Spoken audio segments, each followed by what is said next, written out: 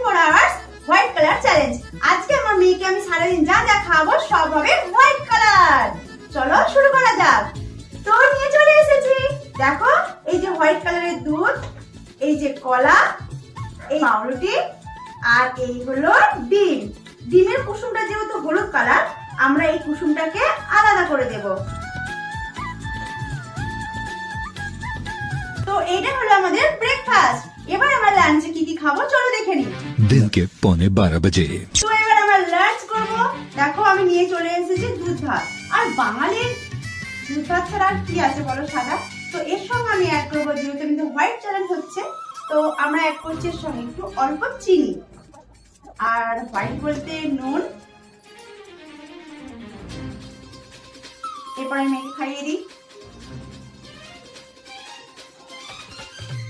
दोपहर 2:45 बजे। তো এবার আমি নিয়ে চলে এসেছি ফল। লাঞ্চের পরে কি একটু ফল না হলে হয়, তাই হোয়াইট কালারের শাঁখা আলু, কারণ বাজারে আমি হোয়াইট কালারের শাঁখা আলু পেয়েছি। নাও নাও নাও, ভালো না? কার কার তোমাদের কি ভালো লাগছে? শাঁখা আলু খেতে ভালো লাগে? লাগে না না? প্লিজ কমেন্ট করে জানাবে কার কার ভালো লাগে। रात 7:45 बजे। এবার ডিনারে নিয়ে চলে এসেছি সুজি আর ময়দার রুটি। তো রুটিটা সাদা করার জন্য ময়দার রুটি বানাতে হয়েছে।